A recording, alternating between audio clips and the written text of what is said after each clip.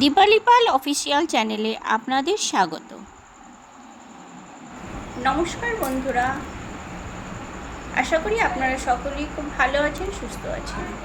আমি আজকে আপনাদের সঙ্গে শেয়ার করতে চলেছি, অনেক সময় মাঝে মাঝে মানুষের কাজ করতে করতে অনেকটা দেরি হয়ে যায়। কিভাবে কাজ করলে সারাদিনের সমস্ত কাজকর্মগুলো তাড়াতাড়ি হয়ে যাবে, রান্নাটাও যেভাবে করলে খুব তাড়াতাড়ি রান্না হয়ে যাবে, আর দুপুরে টাইম মতো আমি সবাইকে খেতে দিতে পারবো।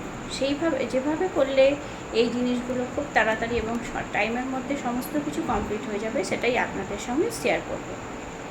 আপনারা অবশ্যই স্কিপ না করে পুরোপুরি দেখবেন, তাহলেই বুঝতে পারবেন কীভাবে কী ধরনের রান্না করলে কাজগুলো খুব তাড়াতাড়ি হয়ে যায় এবং সময়ের মধ্যে কমপ্লিট হয়। আর ভালো লাগলে অবশ্যই সাবস্ক্রাইব করবেন, আমার পাশে থাকবেন।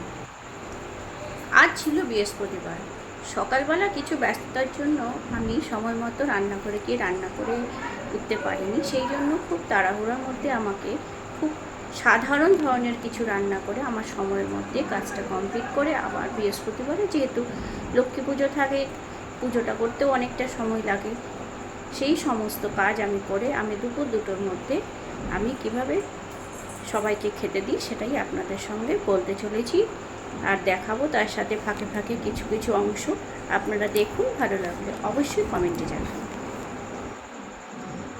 আমি রান্নাঘরে এসে দেরি হয়ে তো গেছে অনেকটাই। তারপর রান্নাঘরে এসে সমস্ত কেটে গুছিয়ে নিয়েছি, কী রান্না করব। ডালটাও সেদ্ধ করে নিয়েছি, সমস্ত কিছু হাতের কাছে প্রস্তুত করে নিয়েছি, চালটাও ভিজিয়ে নিয়েছি। এবার আমি কড়াই চাপিয়ে দিয়েছি, একটা খুব সাধারণ ডাল আপনাদের সঙ্গে শেয়ার করতে চলেছি। ফোড়নে দিয়ে দিলাম কালো জিরে, শুকনো লঙ্কা আর রসুন আর এই কালো জিরের এই ডালটা সাধারণত গরমের সময় খুবই ভালো, আর বর্ষাকালে বাচ্চাদের সর্দি কাশি হয়, বড়দেরও হয়, সেই জন্য এই ডালটা খুবই উপকারী।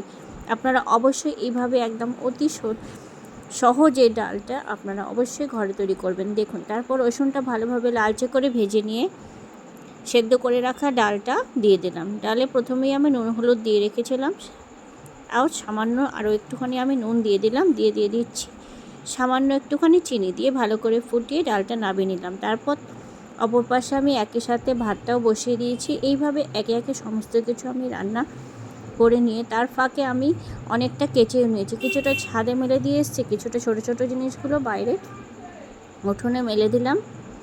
তার ফাঁকে আমি সমস্ত কাজ একে একে করে নিচ্ছি। আপনারাও এইভাবেই সমস্ত কাজকর্ম করে নেবেন, তাহলে দেখবেন খুব সহজভাবে এবং অসুবিধার সময় যখন অনেকটা সময় নষ্ট হয়ে যায় কোনো কাজের জন্য, তখন খুব তাড়াতাড়ি সমস্ত কিছু কিভাবে করে নেওয়া যায়। আপনাদের সাথে এইভাবে কথা বলতে বলতে আমার কয়েক রকম রান্না হয়ে গেলো। তারপর কিছু বাসন তো জড়ো হবেই রান্নার পর, সেই বাসনগুলো এবারে আমি একে একে মেজে নেব।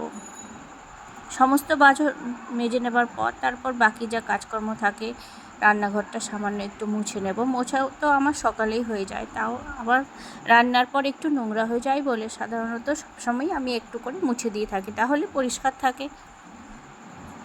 রান্নাঘর সবসময় পরিষ্কার চকচকে রাখা সবার প্রয়োজন, সে যেমনই হোক, সুন্দর হোক, ভাঙা হোক, যেমন হোক, বাঁশের হোক, যার যেমন ঘর সে সেমনভাবে পরিষ্কার পরিচ্ছন্ন করে রাখলেই তবেই ভালো থাকে। তারপর সমস্ত বাসনপত্র মেজে নিয়ে স্নান করে রেডি চলে আসলাম। এবারে আমি চুলটা ভালো করে মুছে নিয়ে বেঁধে নিয়ে তারপর সিঁদুরটা পরে নেবো। যেহেতু বৃহস্পতিবার, সমস্ত স্ত্রী নারীকেই সিঁদুর পরাতেও খুবই প্রয়োজন। যে সমস্ত এখন দিনকাল চলে আসছে, কেউ বিবাহিত বলেও সেরকমভাবে বোঝা যায় না, আপনারা দেখতেই পান অনেকেই এরকম হয়, আবার অনেকে খুবই ভালো। এভাবে আমি সিঁদুরটা পরে নিলাম, তারপর আমি চলে যাব ঠাকুর ঘরে। আর যেহেতু বৃহস্পতিবার অনেকটাই সময় লেগে যাবে পুজোর।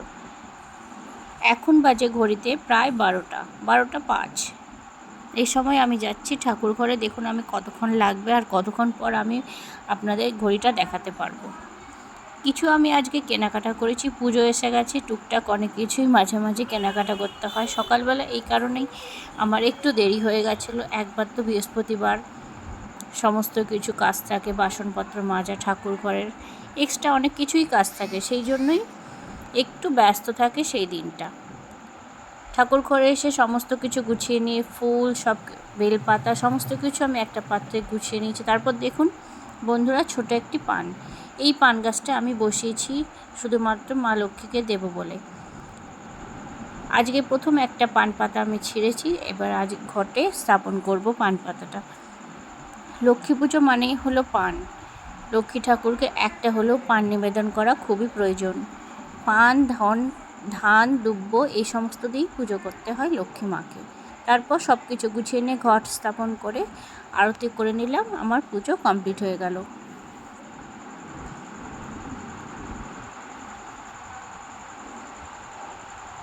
যে অল্প সাধারণ জিনিস আপনাদের সঙ্গে শেয়ার করলাম, এভাবেই আপনারা দেখুন ঘড়িতে এবারে এখন 2টো বাজে।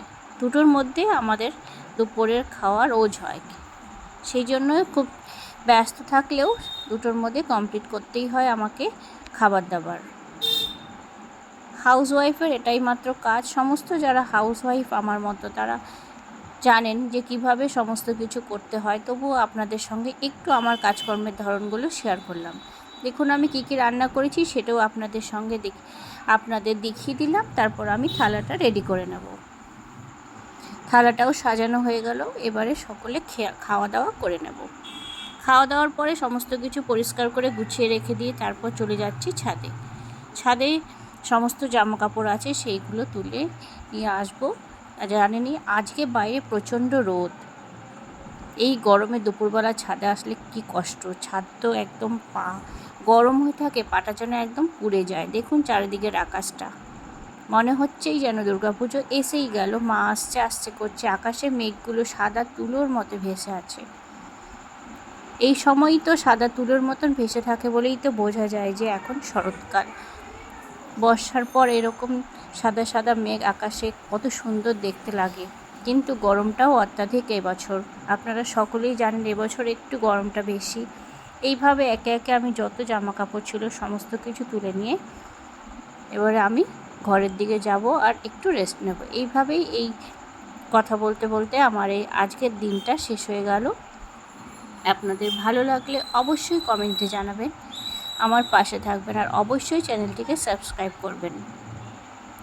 ধন্যবাদ।